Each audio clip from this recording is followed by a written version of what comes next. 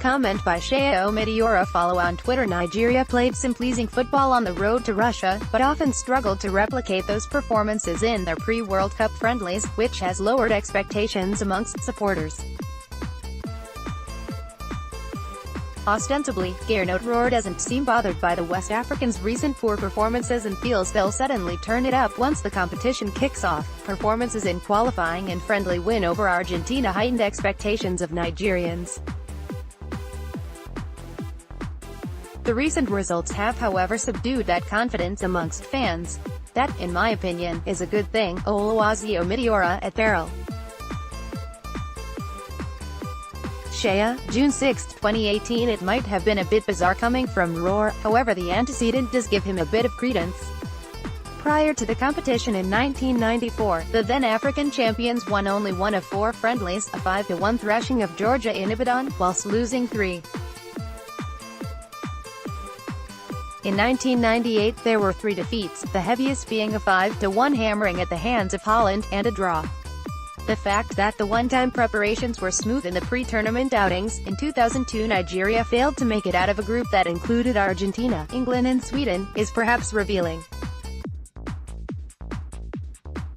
Perhaps, then, the team needs to be given the benefit of the doubt heading into their opener against Croatia on Saturday. Rohr's aforementioned assertion then invites a burning question: which is more important, performances or results? It is often repeated that the hallmark of champions is getting required results even when performances aren't up to the required standard. It may be an overused expression, as it's lost every ounce of its original effectiveness, but remains a constant feature in football-related debates. On one hand, purists are naturally predisposed to an entertaining brand of football while nonconformists are said to be result-oriented. While the discussion on style is never-ending, every critic is in unison about one thing: the aim is to win football games. The approach, though, may be different.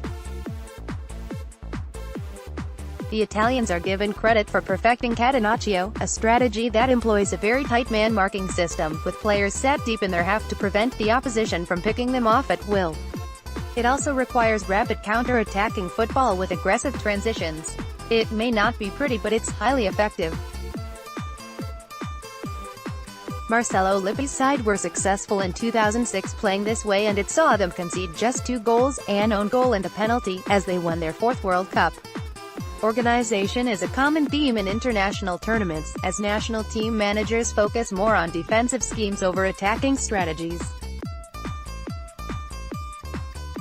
The Italians and many old German sides placed a certain level of emphasis on organization above offensive expression. In 2002, runners-up Germany let in only 3 goals in the entire competition, with 2 coming in the final defeat to Brazil. In Brazil 4 years ago, Joachim Löw's side were breached just 4 times on their run to success. However, organization doesn't always have to translate to defensive football. In 2010, Diego Maradona's Argentina side were the hipsters' pick, but that assertion couldn't have been further from the truth, as there was still some method to what many perceived as madness. The Albicelestes were breached just twice before their failure to overcome a better organized side in Germany and were dumped out 4-0. Maradona basically focused on building solidity behind Messi and letting him do his own thing up front, but that wasn't enough for the South Americans. The eventual winners in South Africa, Spain, scored the least, with 8, of any previous World Cup winner and conceded only twice, a joint record with Italy, 2006, and France, 1998. La Roja's rearguard wasn't breached in the knockout stage, which saw them set an admirable record of being the sole winners to achieve the feat. Vicente Del Bosque's side had the lion's share of the ball in their games as opponents played a low defensive block against them, but were incredibly well positioned to not get caught on the break. The fact that head coaches have little time with the players before tournaments is one major reason they place their focus on the more defensive aspects than expressive tactics. For Rohr's Nigeria side, it should be noted that the team have shown they can play expressively, as seen in the wins over Algeria and Cameroon in qualifying, and doggedly, as witnessed in the 1-1 draw against Cameroon and scrappy 1-0 win over Zambia to seal World Cup qualification. defensive organization, though, has been somewhat non-existent in the recent friendly games. Against England, the three-time African champions struggled with the Three Lions movement off the ball and literally couldn't watch and stay with runners. There was also a noticeable weakness from crosses and set pieces, which further proves how this side cannot be trusted as a defensive unit and plays better when on the front foot. The glaring weaknesses have to be worked on, as the Super Eagles will be picked apart by more efficient opposition in Russia. In simple terms, playing well may not necessarily mean easy on the eye football or efficient football. It basically means following the head coach's tactical scheme strictly to achieve a desired goal.